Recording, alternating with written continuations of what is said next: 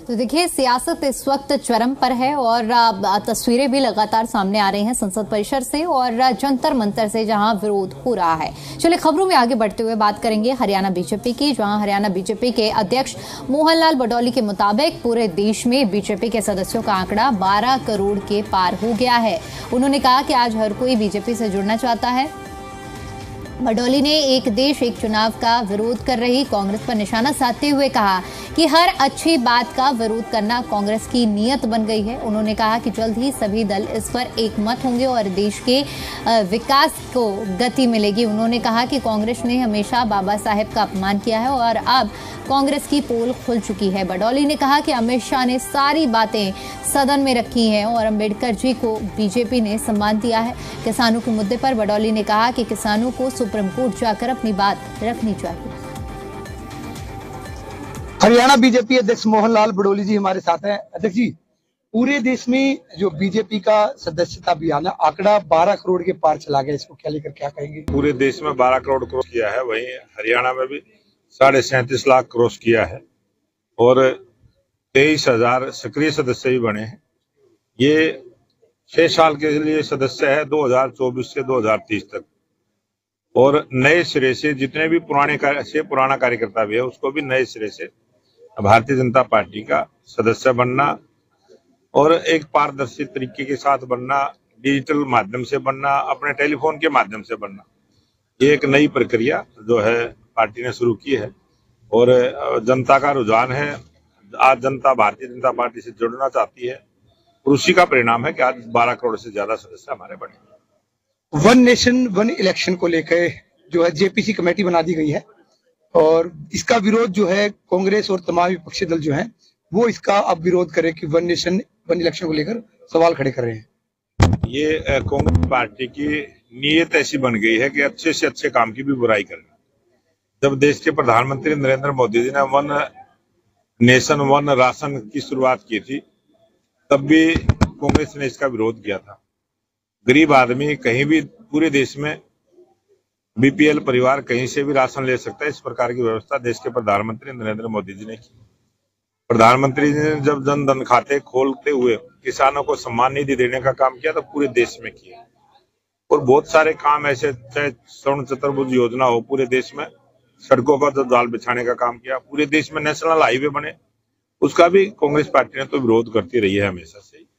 और विकास के काम जिस प्रकार से तेज गति के साथ बढ़े हैं, आज देश विकसित राष्ट्र बनने के रास्ते पर आगे बढ़ा है और देश के लोकप्रिय प्रधानमंत्री नरेंद्र मोदी जी ने देश के गौरव को बढ़ाने का जो काम किया है, देश को विकसित राष्ट्र बनाने का जो संकल्प लिया है, उसको पूरा करने के लिए तेज गति के साथ देश में विकास के काम हो, समान विकास के काम हो, बराबर की भागीदारी सब में हो, इस बात को लेके ये एक शुरुआत हुई है। और विधानसभा में भी ये जहां सरकारें हैं वहां से भी इनकी मंजूरी होगी, लोकसभा में ये रखा जा चुका है, वहां से भी इसकी मंजूरी होगी।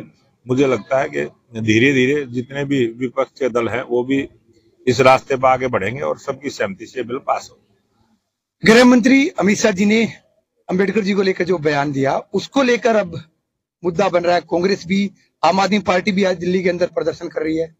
ये जिस प्रकार से इनकी पोल खुली है, कांग्रेस की भी पोल खुली है, आम आदमी पार्टी की भी पोल खुली है और जिस प्रकार के आंकड़े अमित शाह जी ने दिए हैं, सिलसिलेवार एक से एक, जो शुरुआत से ही कांग्रेस पार्टी ने बाबा भीमराव अंबेडकर का अपमान करने की जो बहुत बार कोशिश की है, बहुत बार उनको लोकसभा में भी अपनी बात कहने से रोका गया। विद प्रूफ वो सारी चीजें अमित शाह जी ने दिनांक का जिक्र करते हुए, हर वाक्य का जिक्र करते हुए पूरी लोकसभा के अंदर उस बात को रखा है और आज पूरे देश की जनता जान चुकी है बाबा भीमराव अंबेडकर जी के जो 5 स्थान है उनको जो विकसित करने का काम किया वो भारतीय जनता पार्टी ने किया है। और स्टैचू लगाने की जहां बात थी वो भी भारतीय जनता पार्टी की सरकार में हुआ। बहुत सारे ऐसे काम हुए हैं कि जो संविधान को लेके भारतीय जनता पार्टी ने मजबूती के साथ इस बात को आगे बढ़ाया है और कांग्रेस पार्टी ने हमेशा संविधान को अपमान करने का काम किया है और आज कांग्रेस की भी और आम आदमी पार्टी की पोल खुली है। सुप्रीम कोर्ट ने जो है वो किसानों के मामले में कल सुनवाई थी और उस मामले में कहा कि किसान अगर सरकार ने जो कमेटी बनाई है वहां नहीं जाना चाहते सीधा सुप्रीम कोर्ट के पास जो किसान आ सकते हैं। और आज फिर उस मामले में सुनवाई है और साथ ही जो किसान नेता डल्लेवाल उनकी अनशन पे बैठे, उनकी तबीयत भी लगातार खराब हो रही है, उनका अनशन खत्म करने की बात जो है वो भी सुप्रीम कोर्ट ने कही है। आज पूरा देश संविधान से चलता है, सर्वोच्च न्यायालय का फैसला सबको मानना होता है और जो कमेटी बनी है उससे बातचीत भी करें और अपनी बात को सर्वोच्च न्यायालय में रखें। बीजेपी लाल बड़ोली जी ने कहा कि जिस तरीके से किसानों का आंदोलन चल रहा है और सुप्रीम कोर्ट की जो टिप्पणी है, किसानों को अपनी बात सुप्रीम कोर्ट के सामने भी रखनी चाहिए और भी जो प्लेटफॉर्म है वहां पे किसानों को जाना चाहिए। साथ ही गृह मंत्री अमित शाह जी का जो बयान है, जो अम्बेडकर को लेकर जो बयान दिया था और उस पर जो विरोध विपक्षी दल कर रहा है, तो वो साथ ही की विपक्षी दल अब जो है अम्बेडकर को लेकर राजनीति जो कर रहा है वो उनकी कहीं ना कहीं अधिकार है कि पार्टी के पास किसी तरीके के मुद्दे नहीं रहे हैं और उसी को लेकर ये टिप्पणी जो है वो की जा रही है। सोनीपत से जयदीप राठी, जी मीडिया।